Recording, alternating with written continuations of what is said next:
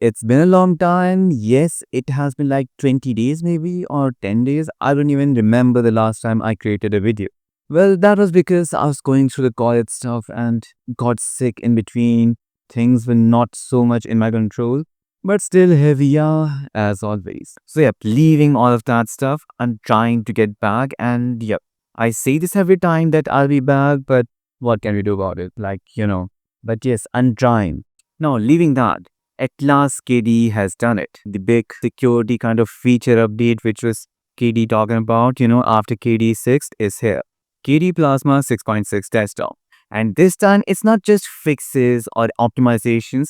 We have proper features, new features being introduced in this particular update. So yeah, it is going to be interesting, but I'm going to try my best to keep the video as raw as possible because I don't want to, this time, we're just going to be together and dive deep into the operating system together in real time. So, yep, let's begin. Alright then, so here we are on my main desktop of Linux, which is Mincharo, and yep, as you can see, it is all in one. And I've already opened our KDE Plasma 6.6 on KDE Neon on a virtual machine on Grung boxes. Yep, there were a lot of ons, but yep, here we are. And let me just check if it is the latest version.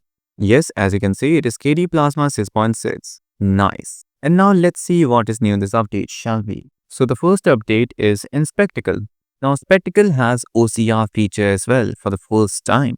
Like let's say I take a screenshot here. And now from this screenshot episode, we can extract text and whatever is on the display like text. OCR means it's a text extraction tool from the screenshots. Well, not much of a big deal, but yep, it is nice. And now we can adjust per application volume. For example, let's say I open Firefox and let me just play something on YouTube. Let's say this one. And now I could just scroll here, and the volume can be adjusted based on applications. Like you can have different set of volumes for different applications. And it's a very useful feature, to be honest, especially when it's integrated right here. You see this? That's nice. And then the next thing is very, very helpful, to be honest. So how can I show it? Let's say, well, let me just tell you what it is. We can actually scan QR codes, like real bloody QR codes through our laptop cameras to connect to Wi-Fi's. Like, yes, it is useful if you have a tablet or mobile device or something or two-in-one laptop where you can actually, show the webcam, the screen, QR code.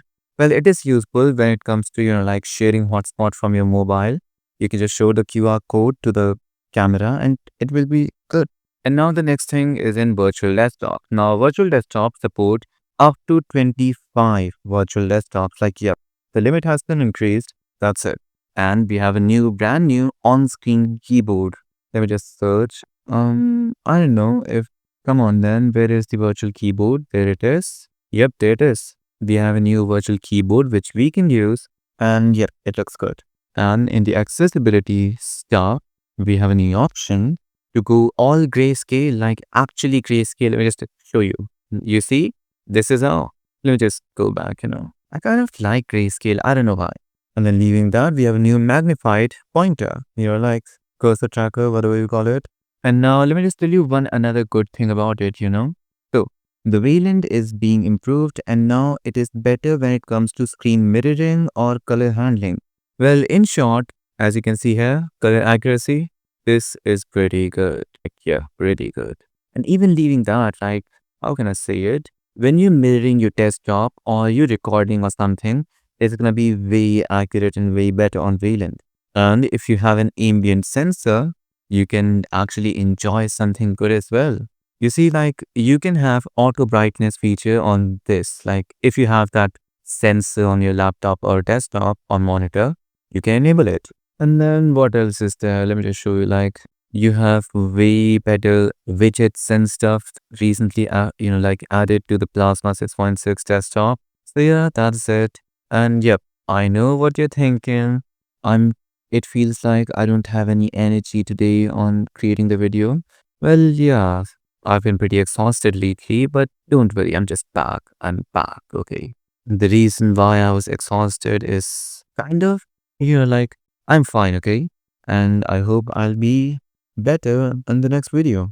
So yep, I believe that's it for today's video. And yep, like if you want to see how I created this ultimate creative setup, you can see my previous video on my channel and subscribe for more awesome videos I'm going to create on this channel, which will be related to Linux development and a lot of amazing stuff as well. So yep, I hope you've enjoyed the video. Let me know in the comments what do you think about it. And yep, have you heard GNOME is actually working on the operating system now, just like KDE Plasma or KDE Linux? If you have heard recently the immutable version of Linux distribution directly by KDE, something similar is coming for GNOME and I'm all in for it. Well, we'll see that in the next video or, in the future. So, yep, if you have any doubts or if you have any suggestions for future videos, let me know in the comments.